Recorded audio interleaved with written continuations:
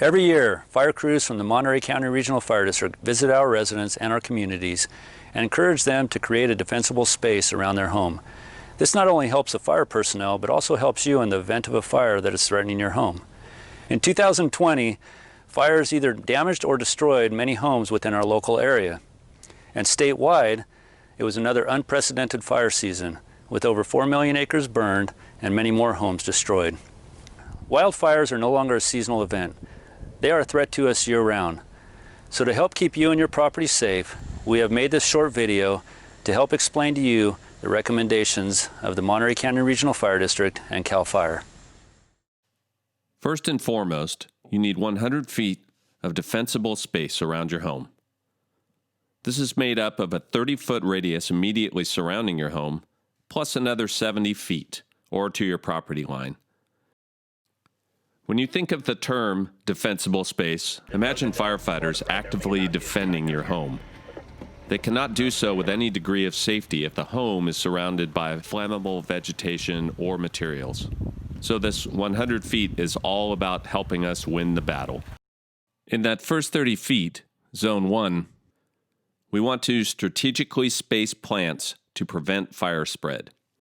Green ornamental plants and trees are permitted, but they should not be overgrown, and all dead foliage should be trimmed off.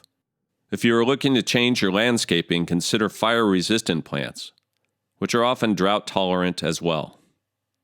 Mow any annual grasses in this zone and in the remaining 70 feet of Zone 2 to a maximum height of 4 inches.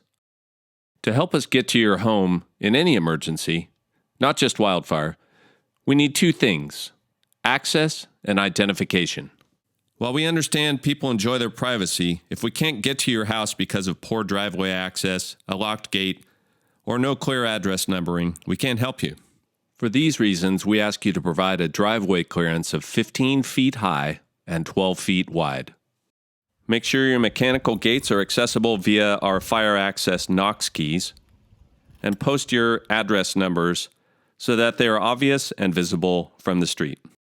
Now let's talk about how fire travels. Most fires start on the ground, so our first line of defense is to keep that grass mowed down, especially once it dries out. Even surface litter such as fallen leaves, needles, or bark can be flammable under the right conditions, so keep that to a depth of less than 3 inches. The same goes for your roofs and gutters. If you have leaves or other debris in these areas, it makes a great place for a spark to land and eventually work into a smoldering fire.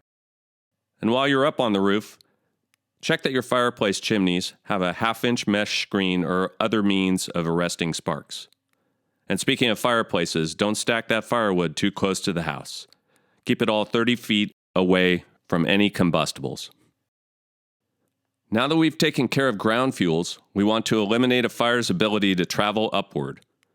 We call trees or shrubs ladder fuels because they can carry fire vertically.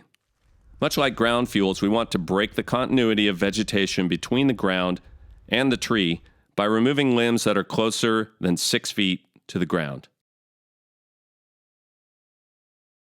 And while we're looking at trees, make sure that you don't have any dead limbs hanging over the house or any limbs at all within 10 feet of chimneys or stovepipes. Finally, if your deck is not enclosed, remove all flammable materials from underneath and consider enclosing the underside with a fire-resistant material. So what does this look like in a real fire? Here we can see the difference between fire burning in an area of grass that is mowed and one that is unmowed. The more fuel a fire has, the greater intensity it will have. Add to that 2 other important factors, wind and slope. With the wind behind it, a fire will preheat the materials in front of it and burn more rapidly. Even in the absence of wind, a fire will tend to burn faster up a hill, as flames are again preheating the material up the slope. So while all areas around your home should be cleared, pay particular attention to the downhill side.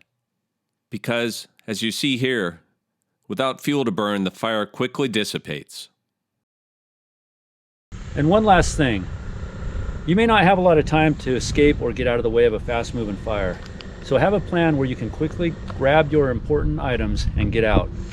A little advanced planning will not only help us, but can also help you. Thank you for watching, and if you have any further questions, you can call us at the Prevention Bureau or visit us at mcrfd.org.